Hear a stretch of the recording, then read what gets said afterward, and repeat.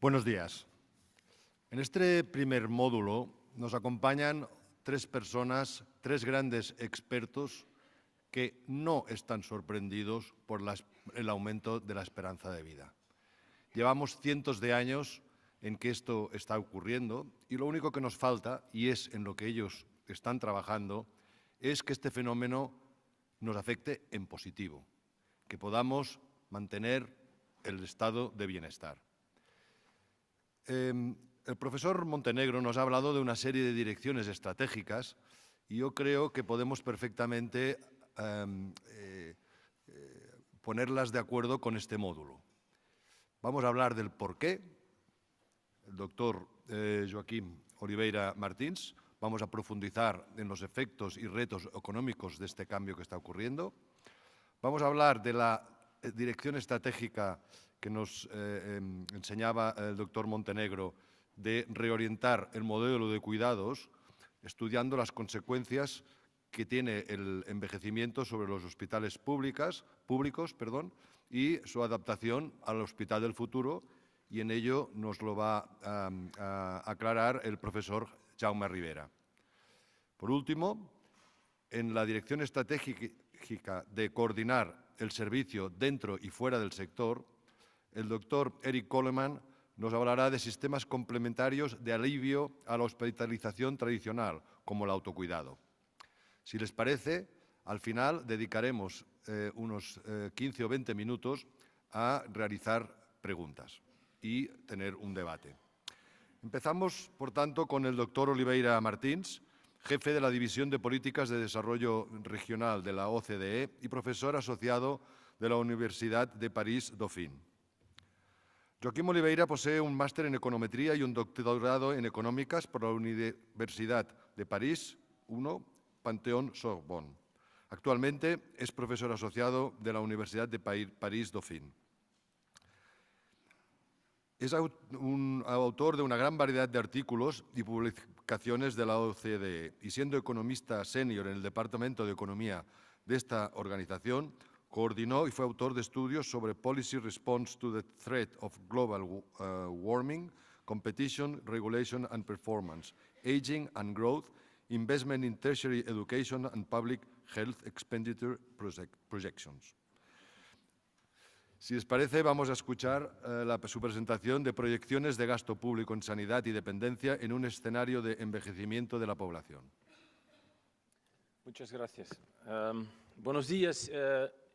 Yo soy portugués, entonces consigo hablar español un poco, mas no es suficiente para hacer mi presentación en castellano. Me disculpen, mas muchas gracias por esta invitación que es magnífica en esta ciudad estupenda. Entonces voy a hablar en inglés.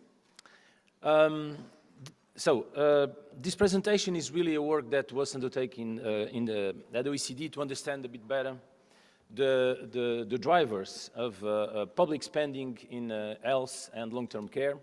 This was a very important item for the OECD because, of course, the OECD is very concerned about sustainability of public finances, and this is why this work has this kind of a special focus. And indeed, when we see, the years to come, these pressures coming from social spending are quite high. But this is not to say that we are only concerned by sort of fiscal sustainability aspects. We have done on the OECD a lot of work also more on the health side, and actually we even created a joint group with ministers of finance and ministers of health to talk together. So what I'm going to present is more with this flavor of sustainability of public finance, but of course, this work has also a lot of underpinnings with sort of the focus on the health sector per se.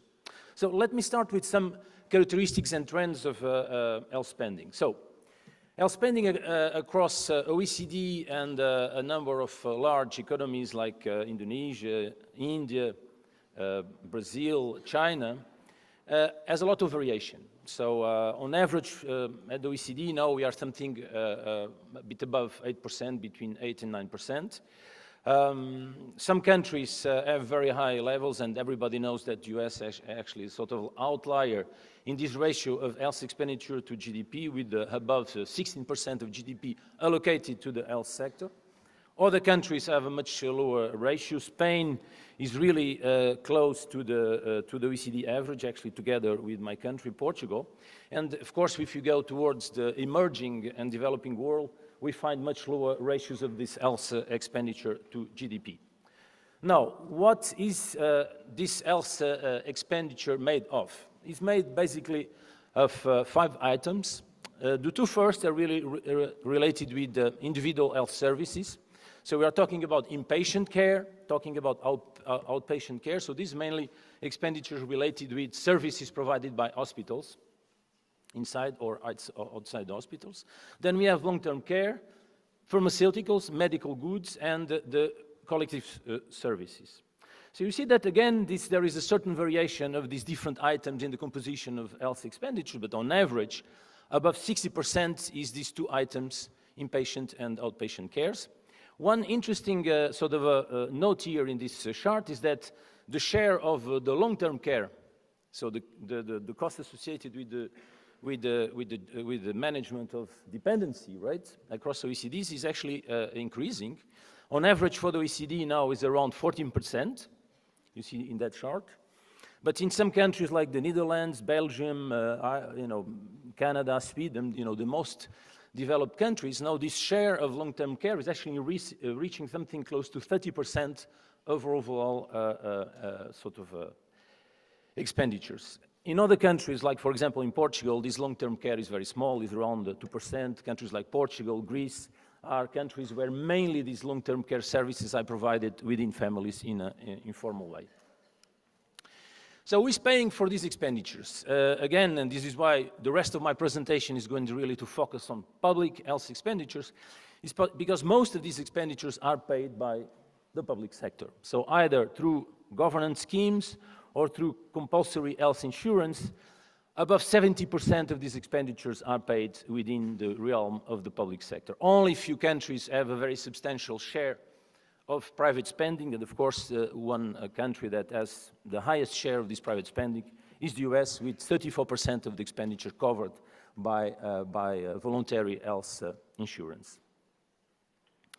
So what is the problem of healthcare spending? And now I'm going really to focus now on this public healthcare spending, because as I said, this focus on the sustainability of public finances. Well, there's nothing wrong with the health spending. As I said, this increase in longevity is perhaps one of the highest sort of achievements of humanity, right? As the Al-Qaeda said this morning. And this may be something, I'd say, just generated by preferences. So when people become rich and develop what they want, well, they want probably to live longer in good health, right? So it's nothing wrong with the fact these health expenditures are increasing. What is perhaps more sort of a source of concern for governments, and in particular for the ministers of finance, is that the ratio of these health expenditures to GDP tends also to increase all the time. So again, could be perfectly normal to see this ratio, the share, the allocated resources in an economy to the health sector growing over time because of these preferences. But we can also understand, the concerns of the Minister of Finance when they have to control this public expenditure, especially because in the future there are other areas of expenditure pressure, the pension system, social spending. We still need to invest in some countries a lot in the education systems.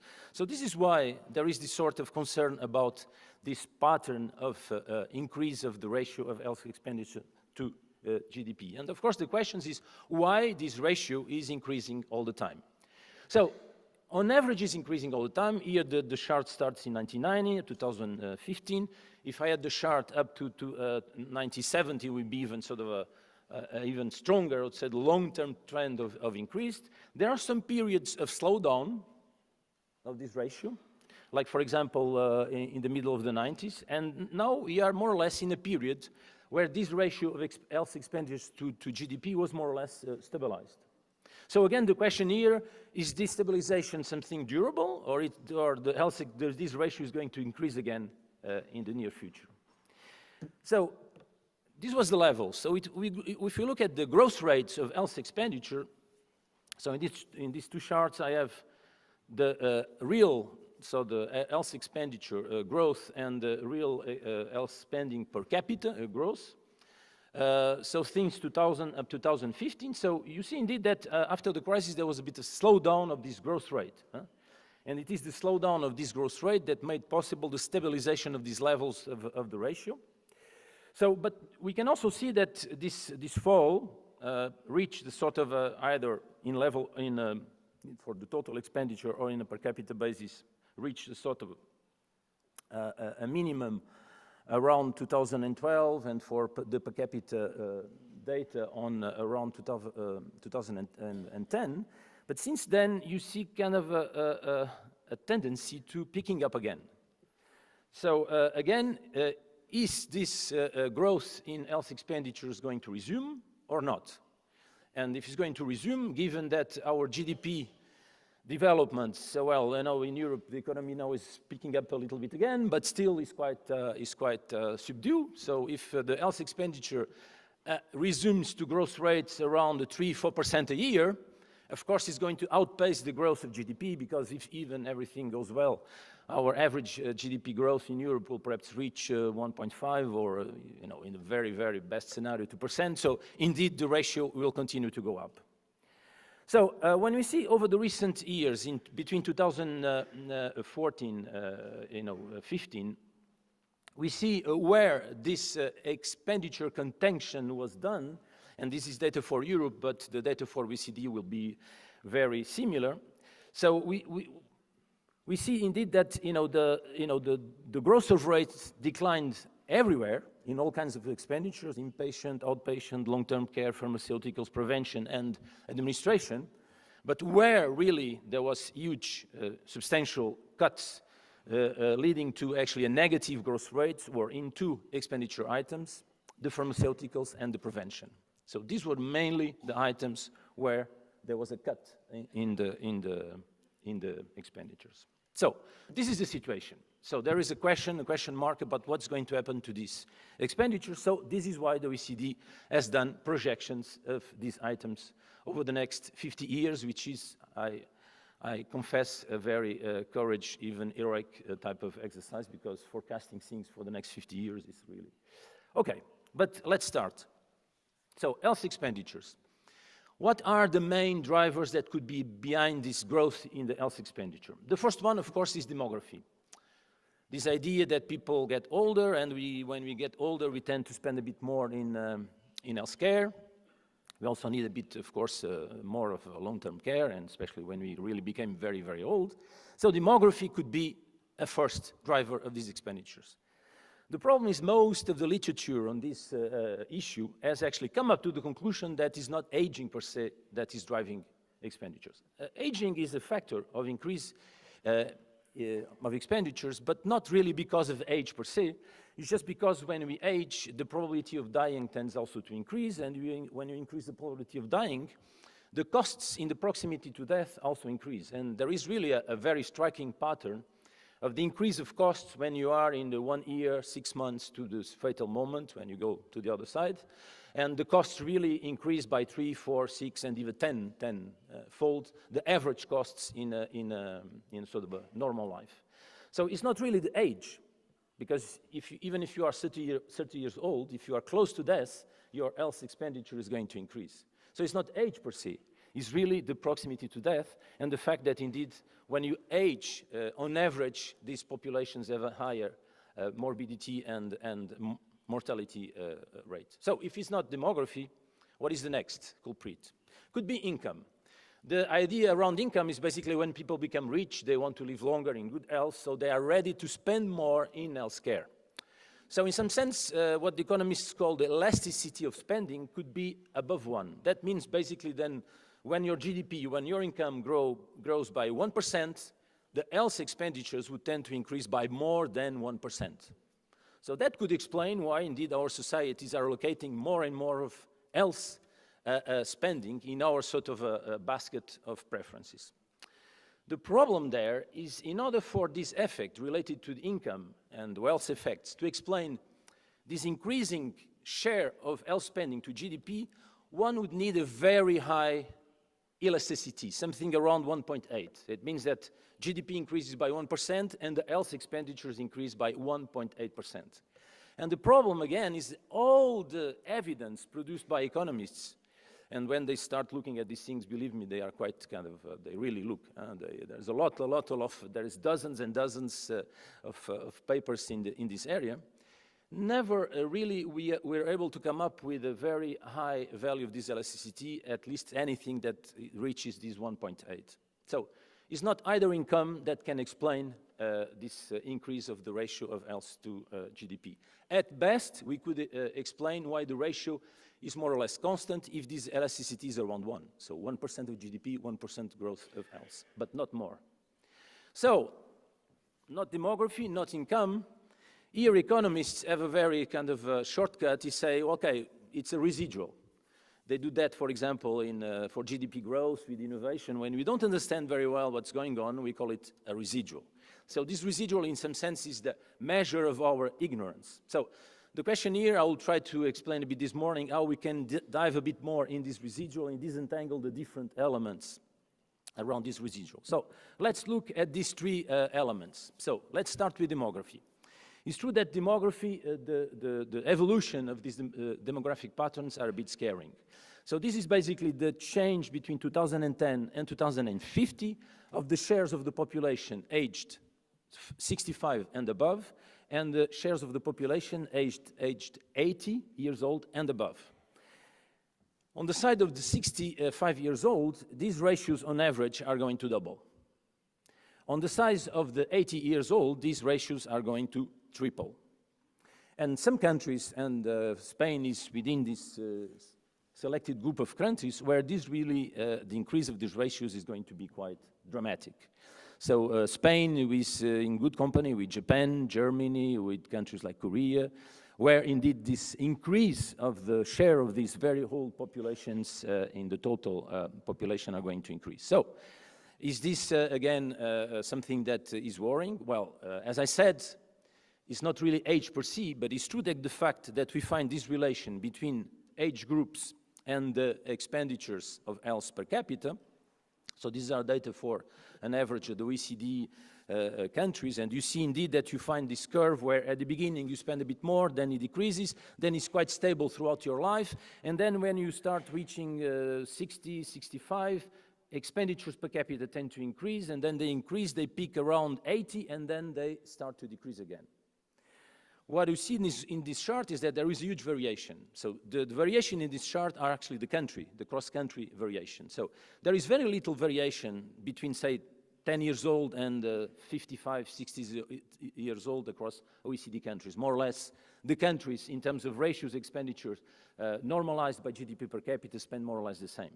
But there is a huge dispersion after that age threshold. So indeed, there is a lot of specific country idiosyncrasies in the way they managed healthcare that can indeed explain this dispersion, and this is what I will try to do at the end of the presentation. But again, it's not age per se, it's really this fact that you are just exposed to a higher morbidity and mortality risks.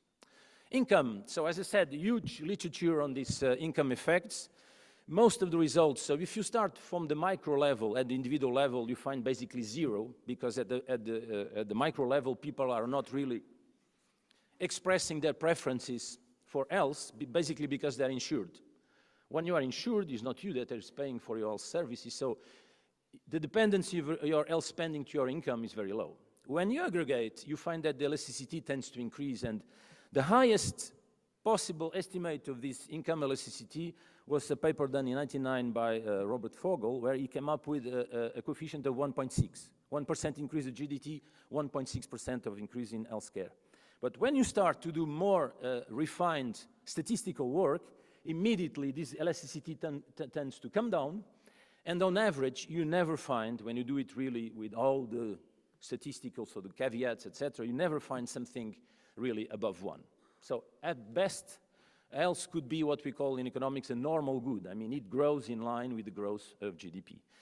The estimates that we did at the OECD point towards actually a value of this elasticity even below 1, something around 0.8, and this is also aligned with the studies done, for example, in the US and in the World Health Organization by Oli and all, where indeed, you know, this kind of this average value of the elasticity is something around 0.8, 0.9. So basically, health doesn't seem to be a luxury. So there is no reason why this ratio should be increasing. So let's now move to this kind of mysterious residual. So in order to compute the residual, basically you start from the average growth rate of health expenditures. You take into account the effect of demography. This effect of demography, which is the second column, is very low, 0.5. To explain, on average, something around 4.3%. So between 1995 and 2009, on average, health expenditures increased by 4%. The demography only explains 0.5, so it's very, very small. Then you have the income effect, and to compute the income effect, you need to have an assumption for your income elasticity. And here we made an assumption of 0.8. And this income effect explains something like 1.8 of this 4%, 4.3% growth, so it's substantial. But of course, doesn't explain why the ratio keeps increasing, to GDP. So what is left is this residual. On average, we find a residual around 2% growth. So on average, there is a huge ignorance about almost half of this growth of the health expenditures on average across OECD countries. And of course, if we, in the last column, we do this calculation assuming an income elasticity of 1, of course, the residual is lower. Instead of 2%, we find like 1.5% is normal, because what is not explained by the income is explained by the residual. Actually, in the European Commission, they actually decided to merge the two. They put everything into the income elasticity, and actually they assume that the income elasticity is increasing over time. I don't like that. I think it's much better to disentangle the two effects, the income and the residual. So let's now focus a bit in this residual. So what could be behind this residual? First thing, prices. So I talk about demography, income, I didn't talk about prices. So indeed, if the price elasticity of healthcare is what economists call, a bit rigid, inelastic, it means it is below 1. When you increase prices, the volumes don't adjust as much as the price increase, so the expenditure goes up. So if the demand for healthcare is a bit rigid to prices, this could explain why expenditures go up when prices increase, okay? So this is the first explanation. Second explanation is actually technology. So actually there's a lot of work in this impact of technology. The idea here is exactly the reverse, is that technology saves costs, saves unit costs, but technology also makes health goods and services much more appealing from the consumer point of view, and from the decision of doctors to provide or not the best possible treatment, right? So the costs may go down, but actually the coverage increases. Think, for example, of the operations of cataract. At the beginning, it was a very costly operation. Now it's become extremely common. You're operating people with 80, 85 years old of cataract. So the costs went down, but the coverage increased tremendously. So overall, we call it in economics the rebound effect of technology. It saves costs, but increases demand. So overall, it could push up expenditure. The last sort of explanation for this residual are institutions and policies. Governments are doing a lot of things on the healthcare, could have an impact on this residual. So, is there any reasons why this residual should remain constant over time? No. Because if you see, for example, just this is a very simple example. If you take the average length of stay in hospital, this average length of stay in hospital have been decreasing between 2000 and 2013. So this could be an indication of this increased efficiency of hospitals to provide healthcare services. Like this dimension could be many other dimensions where there is indeed scope to increase efficiency in the healthcare sector. So we cannot really make a projection assuming that this residual is going to remain constant at 2% from now to 2050. So what we did two scenarios. So I don't know the future, but what I know is that somewhere the future has been between these two scenarios. The first scenario is what we call a cost pressure. In this scenario, the residual stay as it is now. So on average around 2%. There is a cost containment scenario where we assume that governments are able, the system is able to bring down this residual to something around basically zero by 2050. So in one scenario, this residual continues the pressure. In the other, this component is reduced progressively up to 2050. So at the end, only basically demography and income will explain healthcare spending. So I don't know the future, I repeat, but the future must be, unless indeed there is something occurring in terms of technology, I don't know, or prices or institutions and policies that makes the residual even being higher than it is now.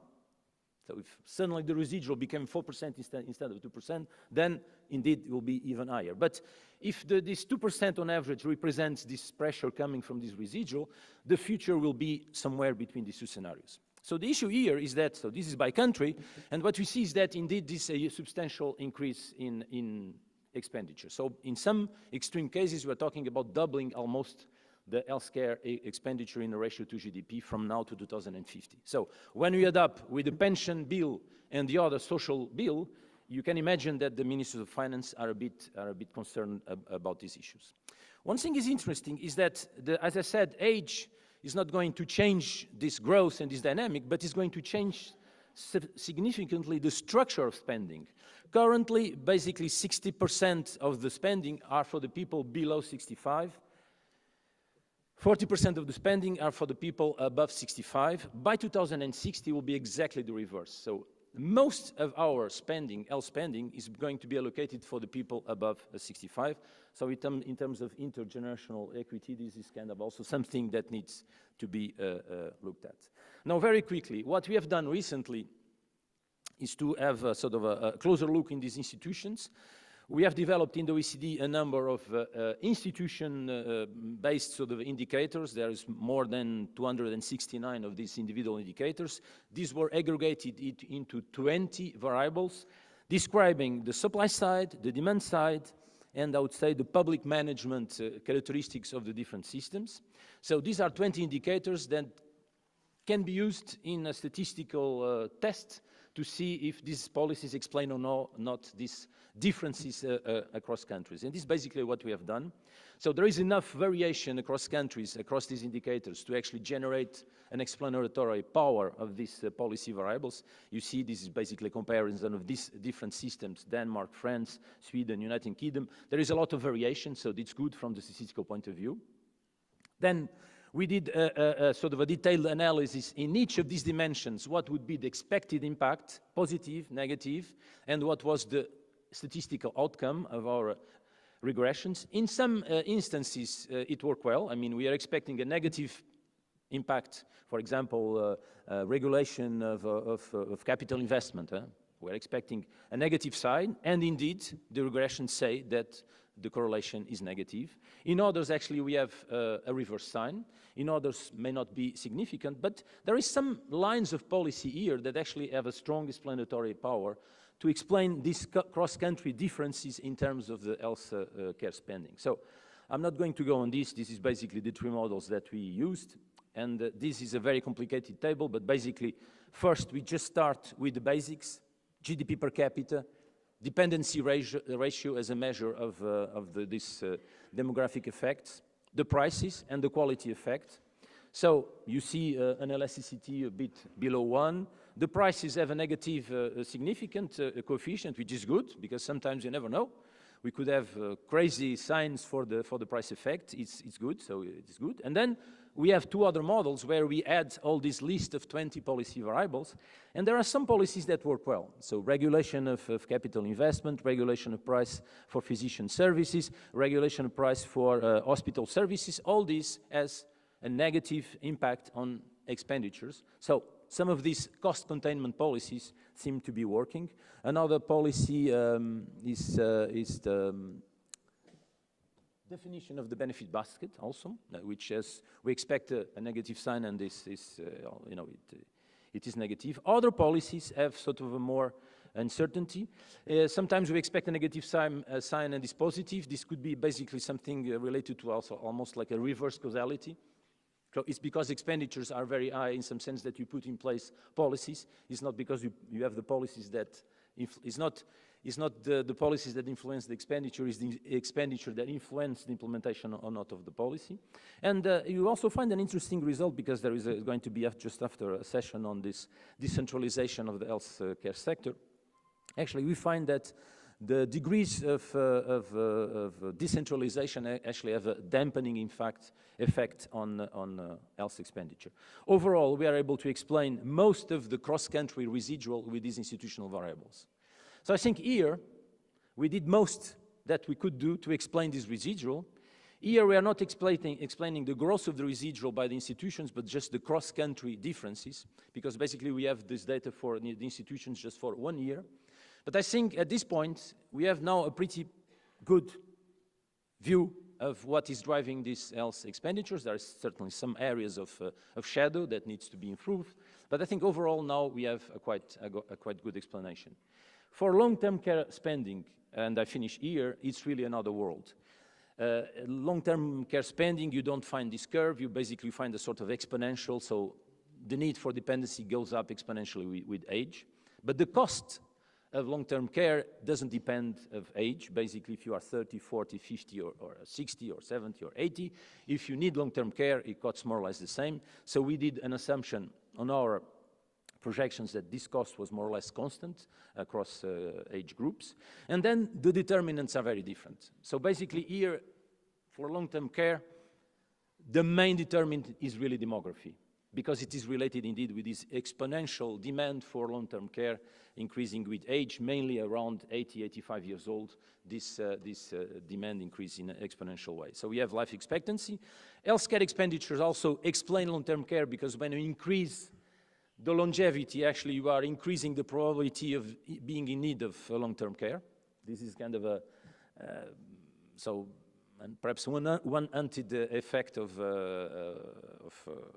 long-term care sort of investment, but this is what it is. When you increase the longevity, the probability of getting this 85, 90 and above ages, you also increase the probability of being in need of dependency. Then you have also non-demographic drivers like income, and one very non-demographic driver, which is very important, is actually what we call the cost disease. The cost disease basically is related to the fact that the scope for productivity for long-term care is very small. So the productivity is increasing in the rest of the economy. In the long-term care sector is not increasing. So in relative terms, the costs of long-term care are going to increase all the time. And I don't think there is much we can do about this thing. There is a very famous economist, Mr. Baumol, Professor Baumol, who kind of discovered this effect. This is something that is going to push up the costs of long-term care in the future. And that's what it is. I don't know if we're going to come up with robots that will be able to produce these long-term care services. Japanese are perhaps working on that. But as it is, long-term care is basically a sector where there is very, very low potential for productivity. The supply of informal care also probably is going to decline, because we are asking some segments of the population to participate more in the labor market and at the same time to provide long-term care, which is a bit incompatible. And in many of our countries, by the way, are actually female that are in charge of this long-term care services, and they need to participate, they want to participate more in the labor market. So we are going to forecast in the future, indeed, a decrease of this informal care. So this is going to push up this long-term care, but in relative terms, in terms of the total expenditures, is really health that explains most of the growth. So you see the green is long-term care, the blue is health. But so, as I said, overall, this is a quite substantial spending pressure. Now, the spending pressures, as I said, probably just satisfies the preferences of our society, despite the fact that we are not able to find this income elasticity superior than 1. So there is still some areas of shadow, I would say, in this debate. This is really a public debate about public policies, about a societal choice, of course, in our countries. Thank you so much.